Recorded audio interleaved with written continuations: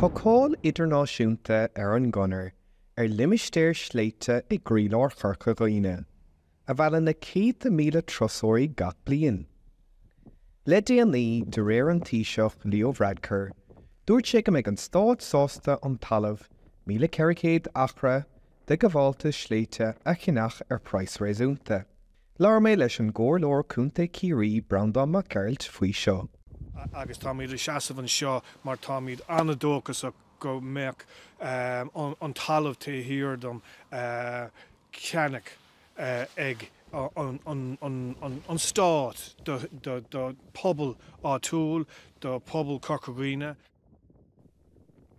Tá scoil an Chlochán suite is sráid balla beag an Chlochán atá suite neice leis an Chonair. Lear mé leis na daltaí bunscoile agus an múntar ranga faoi an Chonair agus fuair agrid tuairimí ar an scéal seo. Is bralam sa an Chonair mar tá na sléite ar á. Is deasca go daine cnach an Conna is baram clocán Conna agus Janin. Buntáiste mór don counter go mbeadh an talamh an Chonair ag na daoine sa phobal mar áis seachas go mbeadh sé ag den éigeant go príomhádach. Ag teacht as an gcórá leis an gcomhlór cúnta círí brandán mac Geirt, má éiríonn leis an stáit an talamh ta hirdom an sa a chinneach amach an sa, seansán go nathróid stéisteach go dtí Páirc Náisiúnta.